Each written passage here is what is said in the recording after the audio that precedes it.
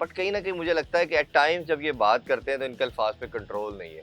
एक extra ordinary जो निकलता है ना लड़का आगे जो टॉप पे जाता है, उसकी गेम अवेयरनेस बहुत आला होती है। मतलब 200 के करीब रन हो गए, रन्स बहुत ज्यादा नहीं थे, लेकिन मुंबई कोलैप्स कर गया। ऐसा इतना ज्यादा है, समहाउ आपके इंटरनेशनल से भी ज्यादा है, तो आप उस फ्लो के अंदर फिर वो फ्रेंचाइज और फिर रिक्वायरमेंट है, फिर एक लेगेसी भी है। हेलो एवरीवन, अस्सलाम वालेकुम, this is Meera, hope you all are doing well and you are watching MM sports. यकीनन आप सब बिल्कुल ठीक होंगे। एंड आप लोगों ने कल का मैच देखा, Mumbai Indians versus Chennai super Kings, the OG rivalry. हमारे पास ये कमेंट भी आया था, बहुत बहुत शानदार मैच था। बट समवेयर मुंबई इंडियंस हार तो गए, लेकिन मैं हैरान हूं कि मुंबई के सब फैंस चेन्नई की परफॉर्मेंस को इतना अप्रिशिएट कर रहे हैं, संजू की इनिंग्स को इतना अप्रिशिएट कर रहे हैं। ट्रस्ट मी कि इतनी एक एक्सेप्टेबिलिटी मैंने पहले कभी भी नहीं देखी है। So it was wonderful to see कि किस तरह से सब लोग जो है वो अप्रिशिएट कर रहे हैं।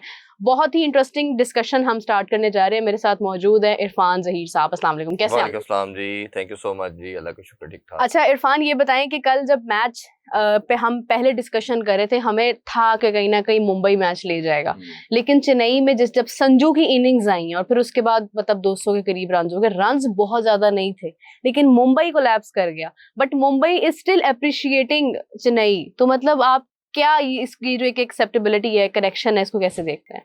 देखिए, इसके अलावा उनके पास शायद कोई ऑप्शन भी नहीं है ना, वो इसके अलावा क्या करते। जब आपके अपनी टीम के अंदर सिर्फ 2 प्लेयर डबल फिगर में जाएंगे, सूर्य कुमार यादव और तिलक वर्मा के, हाँ। तो इसका मतलब है कि आपका कोलैप्स को बहुत ही सीवियर था। और मुंबई की हमने ये बात जरूर की है जब से ये सीजन स्टार्ट हुआ है कि नाम तो बड़े आगे हैं, सब कुछ है, प्लेयर भी ठीक है, लेकिन आपने कई दफा नामों के अलावा परफॉर्मर लेना होता है। ये लीग क्रिकेट का एक कॉन्सेप्ट है। और दूसरा, कहीं ना कहीं कॉम्बिनेशन बनाते हुए आपने सिर्फ नाम नहीं लेने होते। जो रिसेंट टाइम के परफॉर्मर, जो बच्चे आपके अपने डोमेस्टिक में भी हैं, उनका भी कहीं ना कहीं आपने फिट इन करना होता है। हाँ। तो मुझे लगता है कि मुंबई इंडियंस ज्यादा इंटरनेशनल और अपने भी बड़े नामों पे ही गए कि जी हम वो इंडियन टीम के प्लेयर ले आते हैं, अच्छा न्यूजीलैंड के बड़े प्लेयर पकड़ लेते हैं, फलानी टीम के, वेस्ट इंडीज के बड़े नाम ले आओ।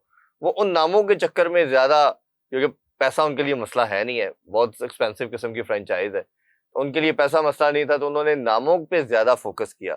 इसीलिए मैं हमेशा कहता हूँ, कोई भी लीग की जब बिडिंग होती है ऑक्शन के ऊपर, आपके जो थिंक टैंक के अंदर आपके लोग बैठते हैं ऑनर्स के साथ, वो लोग होने चाहिए जो करंट क्रिकेट को देख रहे हो, आपकी करंट लॉट को देख रहे हो। जैसे हमने हैदराबाद की भी बात की थी, इसी तरह हमने ये रावलपिंडी की बात की थी कि आपने सिर्फ नाम पकड़े हैं, आपने परफॉर्मर नहीं पकड़े। तो लबुशेन हो गया, या हाँ जी, अगर हैदराबाद की भी आप बात करते हैं, बिल्कुल ऐसे ही। तो आप जब ऐसे ही चीजें लेके चलते हैं और आपको लगता है जैसे इस्लामाबाद बड़ा श्रूड होके क्या करता है हमेशा हर सीजन में कि वो परफॉर्मर लड़के पकड़ता है, कहीं ना कहीं 3-4 ऐसे पकड़ लेता है। और हमारा तो पीएसएल में ये भी है ना कि आपका इमर्जिंग का बड़ा एक रोल है। इमर्जिंग तगड़ा है क्योंकि खिलाना ही खिलाना है, तो आप बच जाते हैं। इमर्जिंग मठा है तो आपका कॉम्बिनेशन ही नहीं बन पाता। ऐसे ही है। तो ये कुछ चीजें हैं। तो Mumbai Indian, coming back to your question, Mumbai का ये प्रॉब्लम नजर आया और ये कंसिस्टेंट नजर आया। फिर आपको समझ नहीं आ रही कि अगर सूर्य कुमार यादव से रन नहीं हो रहे तो 4 नंबर पे कौन आएगा। आप रिजल्ट भी कहीं ना कहीं चल रहे हैं, रही सही कसर होगी कि आपका रोहित शर्मा पे बहुत बैंक करते थे। रोहित शर्मा के एब्सेंस के बाद भी आपको समझ नहीं आ रही कैसे चलना है। रिकल्टन का 1-2 मैच बुरा गया तो आप डीको को ले आए, रिकल्टन को बाहर कर दिया। हालांकि मेरा ख्याल है दोनों इक्वल है। अगर आप ओपनर के तौर पे देखते हो और रोहित नहीं है तो आप दोनों के साथ भी जा सकते थे। तो बट उनकी कहीं ना कहीं कोई, जिसे कहना चाहिए, एक सीक्वेंस नजर नहीं आ रहा, कोई हॉरस नहीं नजर आ रही, उनकी बैटिंग के अंदर सिमेट्री नजर नहीं आ रही, वो चीजें उनकी लैग कर रही। दूसरा, सीएसके का अभी भी मेरा मानना है कि कब तक संजू चलेगा। जब संजू चलेगा तो वो टीम के लिए जब करता है तो जिताता है, वन मैन आर्मी है, उसी ने डिफरेंस डाला ऊपर से, और आके इतना बड़ा डिफरेंस डाला कि वो आप 200 प्लस कर गए। शायद समवेयर उन्होंने समीर को खोकर भी मिस्टेक की है। सही कह रही हैं, उनका भी इम्पैक्ट हो सकता है। बट हाँ। दुबे का जब तक परफॉर्मेंस नहीं आएगी, इनका इस टीम इवेंट के खड़ी अंदर, नहीं अगर वो होगी। समझते हैं कि हमने अगली स्टेज पे जाना है, टॉप 4 में जाना है, या हमने टाइटल जीतना है, तो नीचे से दुबे को रन्स करने पड़ेंगे। दुबे रन्स नहीं करेगा तो ये हर दफा नहीं हो सकता कि आपके टॉप 2-3 करें। जैसे वो हम आरआर की भी शायद बात कर रहे थे कि वो भी टॉप 2-3 ही है, नीचे एकदम खाली है। तो ये आप जब तमाम बॉक्सेस को कहते हैं ना टिक करना होता है, ये होता है कि अच्छा जी आप देखते हैं टॉप पे ये आ गया, अच्छा मिडल में ये आ गया, लोअर मिडल ऑर्डर के अंदर हिटर फिनिशर के रोल में ये आ गया, तो आप तमाम एरियाज को कवर करते हैं। फिर स्पिन एलिमेंट को भी देखते हैं, फास्ट को भी देखते हैं। मुंबई की एक और प्रॉब्लम है कि आपने 2 बॉलर ऐसे रखे जिसपे आप ना बहुत रिलायंस कर रहे थे। स्पिन के अंदर सेटनर था, इधर बुमराह था। हाँ। अब टीमें इतनी अक्ल तो रखती है, जो कि मुझे समझ नहीं आई कि इंटरनेशनल में क्यों नहीं रखी जब वर्ल्ड कप हो रहा था, कि आप बुमराह को किसी तरह सी ऑफ कर दे। सी ऑफ में मीन के आप अगर 5 या 6 की इकॉनमी से भी T20 में कोई मुश्किल नहीं होता, 20-25 उसे रन करे, लेकिन विकेट ना बुमराह दे। के बगैर आप आईपीएल कैसे खेल सकते हैं? आई बॉल्स ही सारे आपको पता है नहीं, मैं कि ये नहीं कह रहा, मैं कह रहा हूँ दूसरी ओपोजिशन की बात कर रहा हूँ कि अच्छा, ओपोजिशन जब बुमराह को फेस कर रही है तो बुमराह पे आप टारगेट ये रखें कि बुमराह को हमने विकेट नहीं देनी। राइट, ठीक है, बुमराह को आप सी ऑफ कर दें या 1 विकेट से ज्यादा नहीं देनी। अगर आप बुमराह को नहीं अटैक करते तो अगर आप उसको 20-25 कर जाते हैं और 1 विकेट देते हैं या नहीं विकेट देते हैं, ये तो और ही ब्लेसिंग है। फिर आप समझ लें कि 16 के ऊपर भी आप इंडियन पिचेस के ऊपर 190-200 कर जाएंगे। तो 180-90 या किया हो आपने, बुमराह को 20-25 हुआ हो, 30 हुआ हो, तो आप you will be more safer position. आपका टारगेट जब 215-220 खड़ा होगा ना, ये बड़ा थोड़ा सा आपने क्लेवर क्रिकेट खेलनी है। आपको लगेगा यार we are in safe zone, तो फिर आप बड़े आराम से रन कर सकते हैं। लेकिन वो चीज नजर आई भी कल। हाँ, वो कल आई ना जी, मैं यही कह रहा हूँ कि बुमराह पे चार्ज नहीं किया, बुमराह पे सिर्फ क्रिकेटिंग शॉट खेली संजू ने। उसको ना उस तरह उसने फेंटा मारने की या चार्ज करने की हाँ, कोशिश नहीं की। क्रिकेटिंग शॉट करके 31 करके, सिर्फ क्रिकेटिंग शॉट क्योंकि करके। बुमराह के साथ आप ओवर कॉन्फिडेंट हो नहीं हाँ, हो सकते नहीं हैं। सकते। तो अब उसकी स्किल सेट का भी उसको आइडिया था, हम्म, उसने बड़ी एक श्रूड, क्लेवर कहना चाहिए, गेम अवेयरनेस रखते हुए, यही मैं बात करता हूँ हमेशा इस लेवल के ऊपर जो क्रिकेट खेलता है, जिसकी गेम अवेयरनेस अच्छी है ना। देखें, मेरा टैलेंट आप जब देखते हो ना, कोई भी किसी भी लेवल की क्रिकेट, चाहे इंटरनेशनल या लीग, ये जितने लड़के खेल रहे हैं सब टैलेंट है। कोई ऐसा नहीं आप कहेंगे कि टैलेंट नहीं होगा। 19-20 का फर्क जरूर होता है, कोई बहुत एक्स्ट्राऑर्डिनरी होता है। एक एक्स्ट्राऑर्डिनरी जो निकलता है ना लड़का आगे, जो टॉप पे जाता है, उसकी गेम अवेयरनेस बहुत आला होती है। वो इन छोटी छोटी चीजों को देख रहा होता है कि ये बॉलर की, वो पहले प्रेडिक्ट करता है ये लेंथ पे क्या बॉल तो फिर करेगा। हम रजत पाटीदार को इसके ऊपर रेट कर सकते हैं किसके और ऊपर? श्रेयस अय्यर को, कि वो इन चीजों को फोकस, दोनों ये प्लेयर्स इन चीजों को फोकस करते हैं, ये गेम जाहिर बात अवेयरनेस, है। Game plan. बल्कि बल्कि अब अगली बात अगर हम इसमें ऐड ऑन करें तो आज जो मैच है वो आरसीबी और गुजरात टाइटंस का है। जी, अच्छा, मेरे लिए तो बड़ा एक्साइटिंग मैच है इस हवाले से कि एक तरफ आरसीबी का। विराट कोहली और एक तरफ शुभमन गिल, मतलब दोनों क्लास प्लेयर्स हैं, दोनों क्लास बैट्समैन हैं, और दोनों की कह ले कि किसी तरह से ना कोई तालमेल मिलता भी है समवेयर। तो वो ये है कि एक तरफ किंग है, एक तरफ प्रिंस है, आज दोनों ने आमने सामने होना है, मैच बड़ा इंटरेस्टिंग है। और अब अगर हम कप्तानी की बात करते हैं तो आप देखिए कि रजत पाटीदार, मैं उसकी इसलिए थोड़ी तारीफ ज्यादा कर देती हूँ क्योंकि विराट कोहली जैसा बंदा जब आपकी टीम में इतनी बड़ी क्लास होती है और आप उसको आगे बढ़ के चल रहे होते हैं, तो आई थिंक कि आपके ऊपर बहुत ज्यादा वो कह लें कि जिम्मेदारी आ रहती है। जैसे सीएसके में आप देखें गायकवाड है, तो आप देखें कि वो धोनी के साथ चलना, जी। वो एक आप अंडर इन्फ्लुएंस आ जाते हैं, बट पाटीदार नहीं आ रहा, वो ऊपर मतलब चार्ज करके हर चीज कर रहा है, वो बड़ा कॉन्फिडेंस एक उसके अंदर है। On the other hand Shubman Gill जो है वो तो आपको पता है कि है ही एक क्लास प्लेयर है।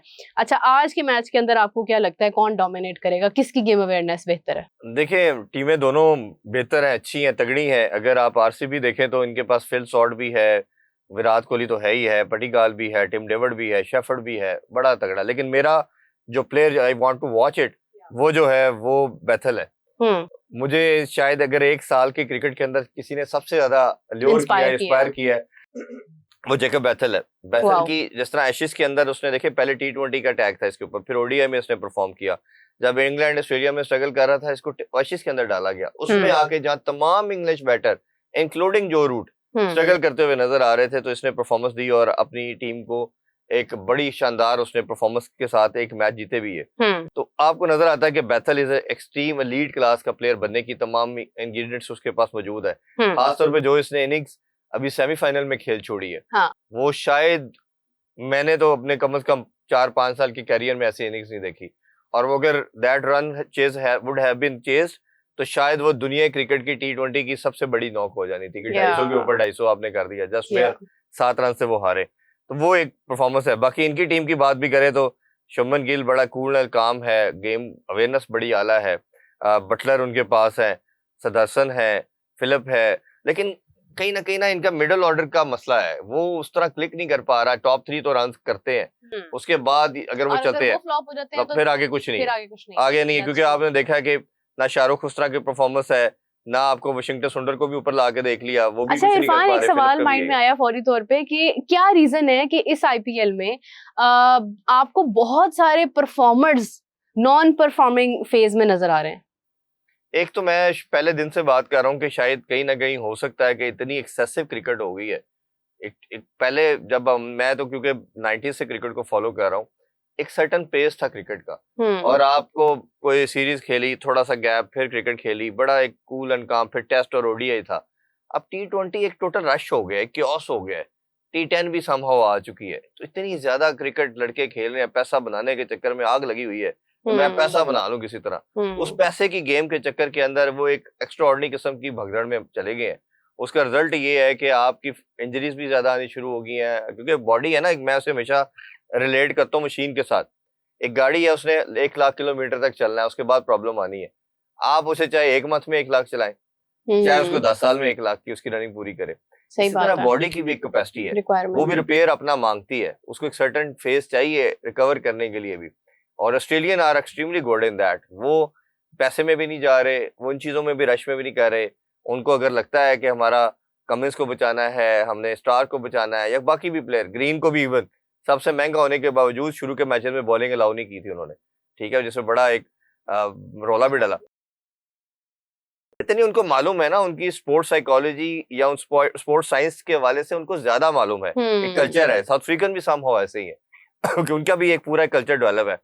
सब कॉन्टिनेंट इसमें थोड़ा पीछे है। अब आके इसके ऊपर बात होना शुरू हो गई, इंडिया हमसे थोड़ा स्टेप आगे है, वो इस चीज को वो भी समझ रहे हैं, बट अभी भी इतना ज्यादा पैसा इन्वेस्ट हुआ है। अब देखे ना किस तरह, अब इंडिया ने जैसे कहा है कि बुमराह 2027 के ओडी वर्ल्ड कप तक T20 नहीं खेलेगा, मैंने एक जगह पढ़ा है।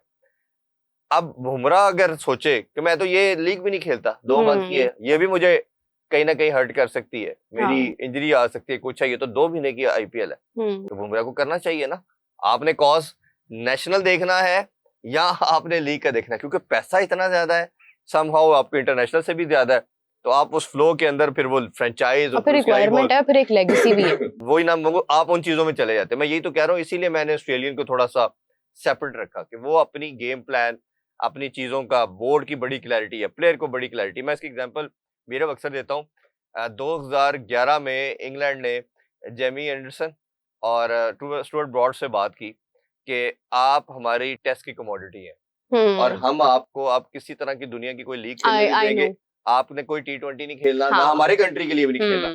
उन्होंने देखे अक्ल वाले लोग कैसे काम ऑपरेट करते हैं, उन्होंने उसको सेंट्रल कॉन्ट्रैक्ट दिया कैप्टन से भी ऊपर, यानी कि फाइनेंशियली उन्होंने उनको रिम्यूनरेट किया सबसे ज्यादा, और उनके बताया, एक उनको रिस्पेक्ट भी दी। 2 चीजें, पैसा देना भी ज्यादा रिस्पेक्ट है ना, कि आप एक बंदे को उसकी वेजेस भी ज्यादा दे रहे हैं, उसको बता रहे हैं कि भाई तुम्हारी ये वैल्यू है। उन्होंने ज्यादा दे के उनकी फाइनेंशियल साइड भी सिक्योर की, जो कि एक ह्यूमन साइकी है। आपका एक प्लेयर का एक सर्टेन कैरियर है 10-15 साल का, आप चाहते हैं उसी में मेरे ब्रेड एंड बटर है, वो किया और लेके चले। और आप देखें कि उन्होंने 14-15 साल के स्पैन के अंदर दोनों ने इंग्लैंड को कितनी विक्ट्रीज दिलवाई।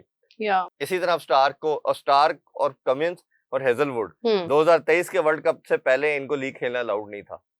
उन्होंने वर्ल्ड कप जिताया, उन्होंने टेस्ट चैंपियनशिप जिताई, जब 2 टाइटल उन्होंने अपने कंट्री को जितवा दिए, इवन T20 का वर्ल्ड कप भी जिता दिया, जब 3 टाइटल जितवा दिए, तब जाके उन्होंने जाए खेले, जारी हो गए। मतलब वो यही बात है कि तो बोर्ड के इख्तियार में है ना कि वो आपको कितना यूटिलाइज करें। मेरा प्लेयर का भी ऑनेस्ट है, बिल्कुल ऐसे ही है, अपने आप को समझता है कि उससे बेहतर देखे ना, उसकी ऑनेस्टी, उससे ज्यादा फास्ट बॉलर की अगर बात करें, उससे बेहतर कौन जानता है कि उसकी कैपेसिटी कितनी क्रिकेट खेलने वाली है, वो फटीग हो रहा है कि नहीं हो रहा, उसके मसल स्ट्रेच हो रहे हैं कि नहीं हो रहे, वो तो बाद में बात करेगा बोर्ड। अच्छा इरफान साहब, ये बात तो चलती रहेगी। एक लास्ट और इम्पोर्टेंट बात ये है कि मोहम्मद यूसुफ ने थोड़ा सा जरा नाराजगी का इजहार किया है रिजवान के बारे में बात करते हुए। तो एग्जैक्टली उनके जो लफ्ज हैं वो उन्होंने यही कहा कि बस अब आप जाने दें, क्या बात करनी है इस हवाले से, आप बात ही ना करें इस मुतालिक। तो ऐसी क्या बात है कि मोहम्मद यूसुफ जैसे एक काम बंदे को भी जो है वो नाराज कर दिया रिजवान ने? देखिए, मोहम्मद यूसुफ साहब की बात करें तो हमारे बड़े अच्छे दोस्त भी हैं, भाई हैं, बड़े रिस्पेक्टेबल हैं, लेजेंड हैं। मैं कहता हूँ इंजी भाई, जवेद मियां दाद और यूनुस खान, ये मोहम्मद यूसुफ की बात करेंगे, 3-4 की जब एलीट की बात करेंगे, वर्ल्ड रिकॉर्ड होल्डर है, तो इनका नाम आता है। वैसे बड़े नाइस ह्यूमन बीइंग है, बट कहीं ना कहीं मुझे लगता है कि एट टाइम्स जब ये बात करते हैं तो इनके अल्फाज पे कंट्रोल नहीं है, इनको पता नहीं चलता, ये उससे एक स्टेप आगे चले जाते हैं। और शायद उसकी रीजन ये भी हो सकती है कि मीडिया पर्सनैलिटी नहीं है। जैसे आप ड्राइंग रूम में बात करते हैं और या दोस्तों में बात करते हैं तो आपके अल्फाज कुछ और होते हैं। हम जैसे मीडिया से रिलेट करते हैं, हमारा क्या कंट्रोल अल्लाह की तरफ से होता है कि हाँ, लेकिन एक चीज की प्रैक्टिस हो जाती है, करके हमें पता होता है अवेयरनेस कि हो ये लाइन जाती हमने है। क्रॉस नहीं करनी, ये नहीं बोलना हाँ, इसके बारे में। जैसे अभी एशिया कप में भी काफी सख्त अल्फाज आए थे सूर्या कुमार यादव के हवाले से। बात भी करने लगा था, तो आपने वो अल्फाज उसपे भी हमने कंडेम किया था। आप किसी के हवाले से ऐसा नहीं कह सकते। आप रिजवान पे जितनी हमने बैशिंग कर छोड़ी है या बात कर छोड़ी, किसी ने नहीं की, बट हम कहीं किसी जगह में भी किसी के साथ सख्त अल्फाज डिसरिस्पेक्टफुल नहीं नहीं हुए। हुए। हमने कोई ऐसे वर्ड नहीं बोले, कोई ऐसा डिसरिस्पेक्टफुल नहीं हुए उसके लिहाज से कि हम उसे लगे कि उसकी तज़हीक की जा रही है। तो इनको भी ये चाहिए था। आप कहेंगे जी रिजवान के पास, अभी मैंने 2 दिन पहले व्हाट्सएप के साथ रिजवान के क्वेश्चन किया। उन्होंने कहा जी रिजवान अब जूनियर तो आएंगे, आपको तो जाना होगा।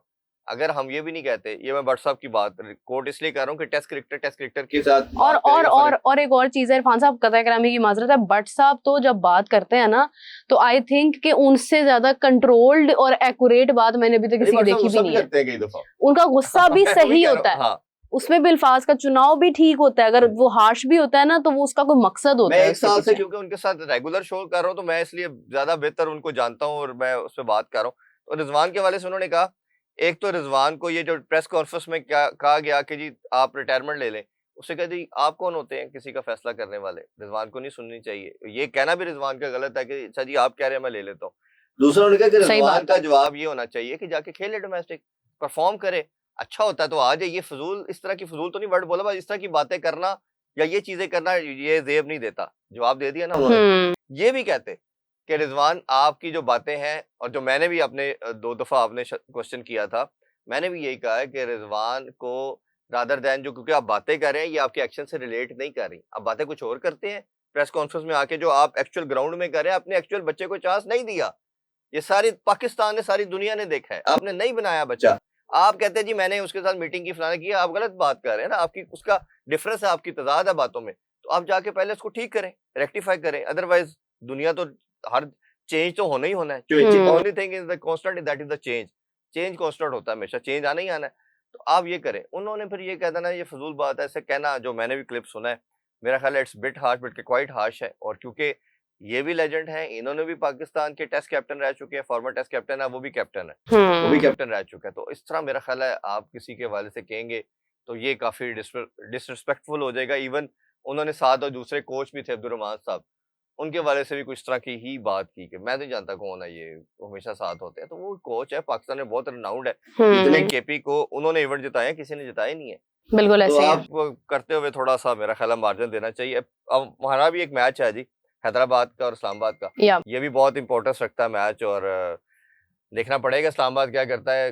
कल तो उनको पिंडी ने भी रगड़ा दे दिया, और पिंडी ने उनसे कोई मैच नहीं जीता था, वो जीत लिया। और अब जब हम बात करें कि टीमें कौन आगे जाती हैं, किस पे जाएगा, तो मेरा ख्याल है ये मैच दोनों टीम का फ्यूचर डिसाइड करेगी फॉर द प्लेऑफ। एग्जैक्टली अब देखते हैं कि आज के मैच का रिजल्ट क्या होता है पीएसएल में। और ऑन द अदर हैंड जो है वो वही इरफान साहब वाली बात के बोलते हुए एहतियात बरतनी बहुत जरूरी है, वरना ये मुआशरा, ये मोबाइल, ये फोन, ये सोशल मीडिया ऐसा है कि आपकी बात कहाँ से कहाँ पहुंच जाती है और फिर आपको उसके ऊपर माफी तलब हो जाती है। लेकिन बहुत शुक्रिया आपका इरफान साहब, thank you so much. With that we are going to end the show, we will catch you back right after the match RCB versus Gujarat Titans. And on the other hand Irfan साहब, पीएसएल में Hyderabad Kingsmen और Islamabad United जी। Predictions? Hi, ये prediction ना लिया करें, वैसे बड़ा गलत हो जाता है वैसे कई दफा। देखें, मुझे लगता है कि हैदराबाद वैसे मुझे लग रहा है पीक कर रही। देखते हैं जी ठीक साबित होती है या नहीं। अपना बहुत सारा ख्याल रखें guys, we will catch you, take care, bye bye.